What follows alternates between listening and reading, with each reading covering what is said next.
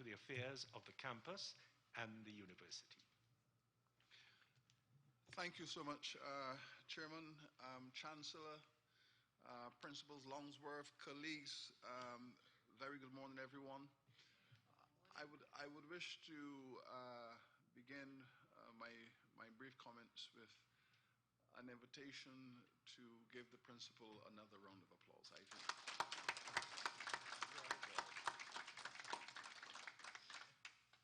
These past 24 hours or so, our principal has taken us on quite a journey. Not only in respect of management theory and practice, the need for creative leadership in a difficult circumstance, but also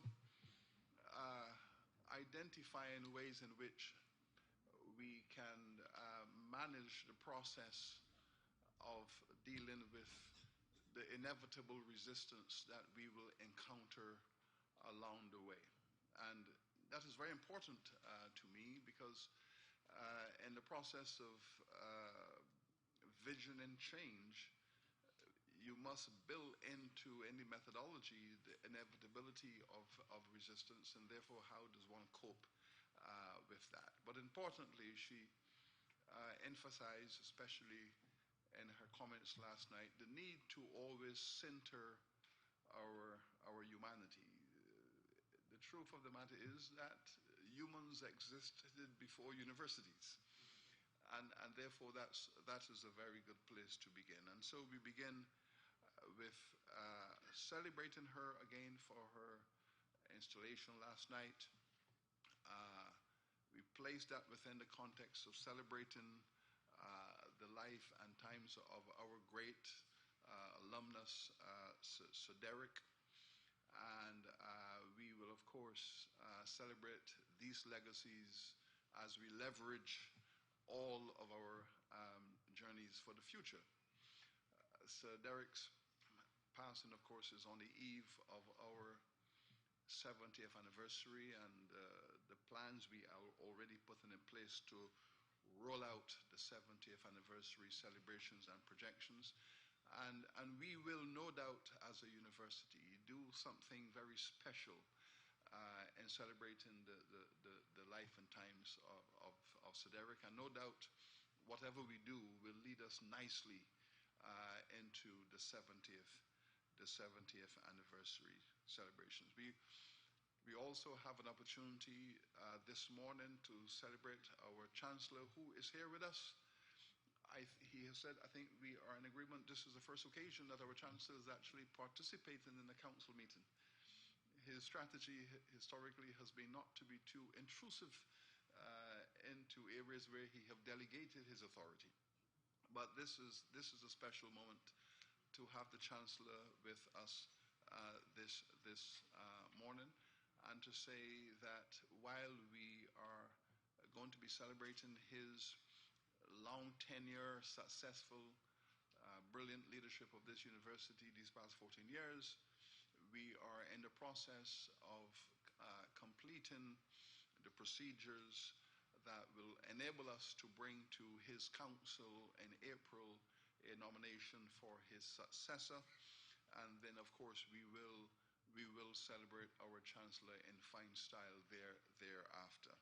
So it is a time of celebration, of life and living, and all indicating that where there is life, there is energy. The principal, quite eloquently, has historicized this moment, her moment. This is the second phase of the open campus. Brilliantly identified, this is the second phase. I feel very strongly the significance of this second phase that she is now charting, precisely because I was also there in the council when we inaugurated this open campus, and it was understood in that meeting of approval that it was not yet a perfect campus. was not yet perfectly conceptualized, and that lack of perfection had nothing to do with the age of the parents. It is just that we were moving quickly through time, and recognize that you must begin. You must always begin. There is no perfect conception. You must begin. And as you begin, you identify a time in the near future when you will go back to your drawing board and say, well, let us correct certain things and improve upon certain things. And this is what we have done in the last year and a half, where we established a task force to look at the future of the open campus. And there were comments in the environment at the time that some people felt that the open campus was going to be diminished, set aside, and those conversations were very much in the air, despite the fact that we kept saying, no, the open campus is going to be empowered, expanded, and revolutionized for the future.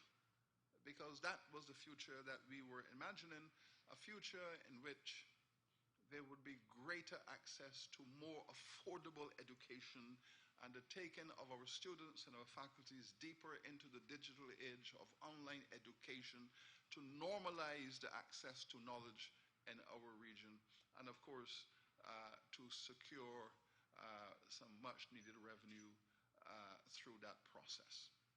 So this is the second phase. And we did not retreat from the challenges associated with the first phase. What we have done, we have restructured the open campus with a view to revolutionize it for the future. And the principal gave us a magnificent metaphor last night, and I have made note of it, and I intend to seek permission from her to use it from time to time. That when you are in the rapids, you row even harder.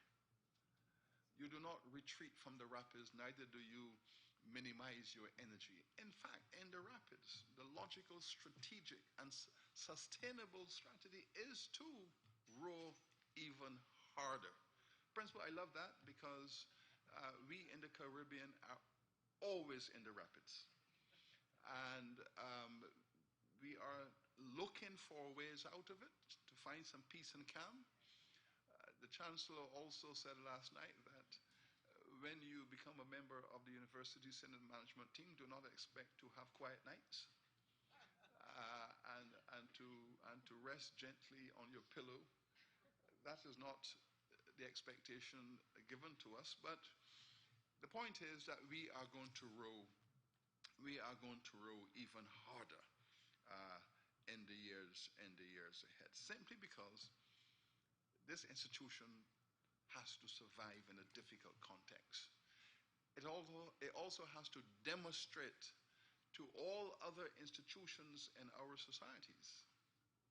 It has to demonstrate to all other institutions that it can be done, that there is no need for despair, that despite our diminishing material and economic structures, that if the University of the West Indies, empowered as we are as a community of highly trained persons, if we cannot see the way out of the rapids, then no one else ought to be able to see it.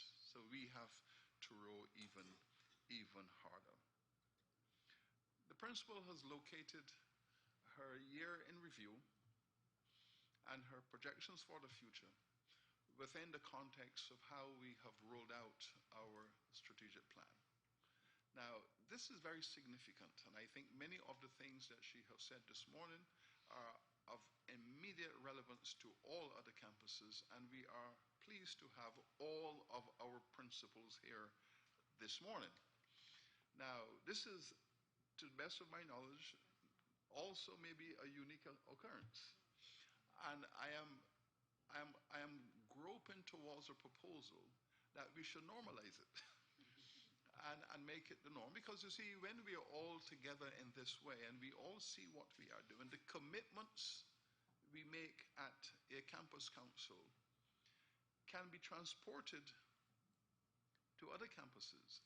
because this is the moment in which we are driving a one UWI vision, because this is what our stakeholders have asked of us, and this is what we know to be the right path for our institution. This is one indivisible university operating across this entire region, and as such, we must function as one and imagine as one.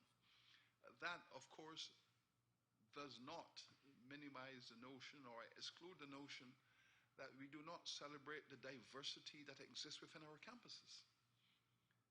There is no way that you could even contemplate the possibility of not celebrating the special features of each campus.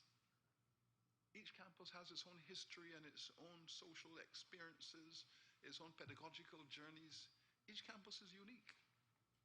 But that uniqueness exists within the context of an integrated family that seeks a common future. The role assigned to the open campus and the strategic plan, or I should say the roles assigned, because there are many, are precisely designed to capture the outcomes of this strategic plan. The AAA strategy speaks to the need for a revolution in access to higher education, professional training in this region. There are greater constraints placed upon the landed campuses than upon the open campuses in this regard, simply because the open campus has a remit to facilitate the expansion of the landed campuses, to empower them to take their pedagogy and their content out to the region and the world. The open campus has the skills, the knowledge sets, the managerial capacity to help the principals in their leadership of their landed campuses to go even further beyond their residential enrollment. And this is precisely why we have restructured the open campus so that it now becomes a strategic partner and ally of every landed campus. This is the model for the future, working with and for and together. In our strategic plan, we are imagining that the UWI will move from the 50-odd thousand students we have at the moment to 70,000 students. Immediately, we see the constraints upon our landed campuses. We know that the Cayfield campus has a strategy to gradually grow its enrollment after a significant decline these past 3 years. The St. Augustine campus has leveled off to some extent, while the Mona campus is having incremental growth. The open campus, however, is also significantly growing, but the open campus can now enable, through the use of technology, working with the other campuses and, of course, in its own capacity, to achieve a significant part of that 20,000 additional enrollment that we are looking for. And that, of course, is, in my judgment, a modest and moderate objective, because the future beyond this current plan has to be even greater. There are no limits to the world market. There are no limits to the world market for the content that has matured and developed within our university. It's just a technology of access. The issue of global agility speaks for itself. The principal has spoken about the role that it will play in empowering the SUNY UWI Institute in New York. And again, I wish to take this opportunity to thank her for her leadership in helping this new institution, our first global step, to move into an effective beginning. As you all know, we are developing strategies to create the UWI Institute in China very shortly. And I made mention in recent times to our efforts in Africa and Latin America. The critical thing is that in the next year or two, we are going to have operational university centers and institutes all over the world. So we are crafting a 21st century UWI, which is quite different from the 20th century UWI. It's going to be a very different institution to what we have now. And this is what we are asked to do. It's not that we are running around the world on adventures. It is that this is the kind of university that is best suited for this region at this time. If you stay on the vine, you will wither on it. We have to go into the world because we are a world people. You know, reflecting upon the work of Derek Walcott, you know, when he speaks about the Caribbean as the center of modernity, that the modern world as we know it all started in the Caribbean because all the civilizations of the world met here for the first time. This is the world's first global village. All the cultures of the world came here and met here and did something phenomenal here. We're Asians, we're Africans, we're Europeans, we're indigenous, we are all here in the Caribbean, and therefore our university has to look like that and follow those pathways. And this is precisely what we intend to do, a 21st century university for the Caribbean world.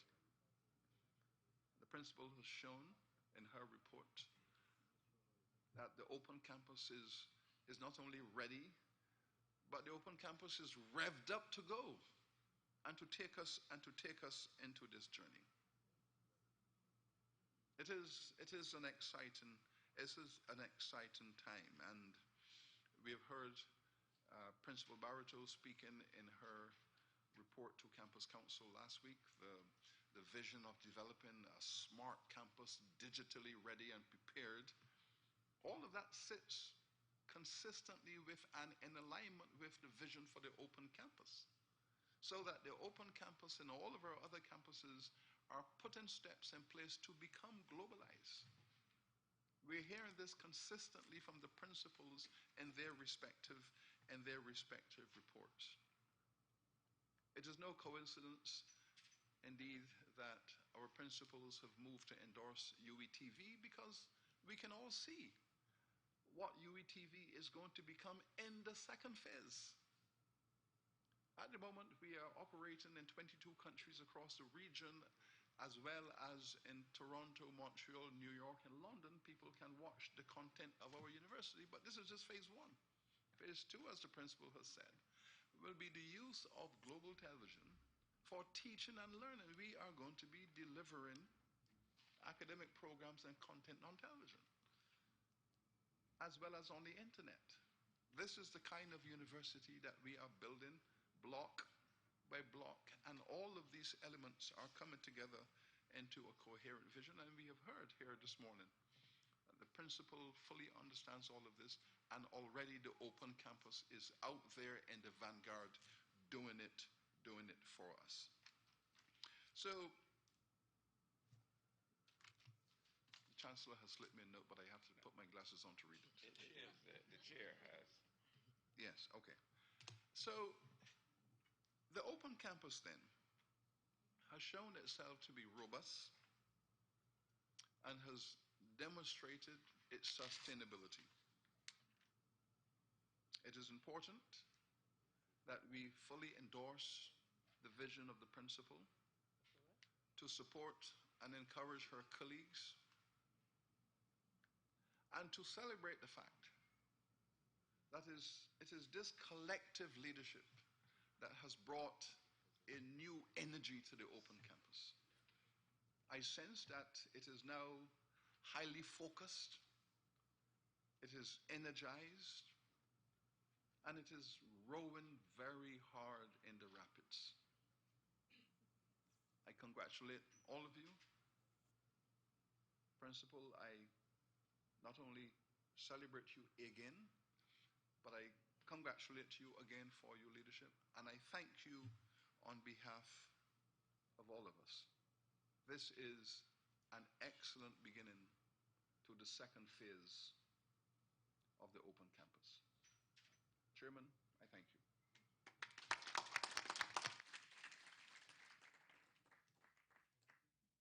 I'd like to thank the Vice Chancellor for that review and for his encouraging words. Sets us off on a good pace.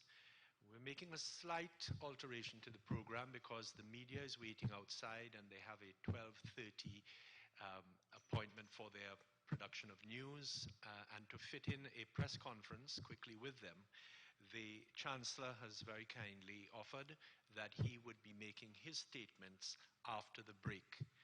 So I would like to thank everyone for their attendance here, the media especially, for this public session. And I'd like to invite the media, they are already outside, to attend this press conference. And also I'd like to, this will be in the Alton Ha, which is the connecting room. And we will be having a coffee break for everyone. You go through the door and then you turn to your right and go to the room beyond. And after the coffee break, we will reassemble and the Chancellor will give his address at 12 o'clock, 12 noon. Thank you all very much indeed.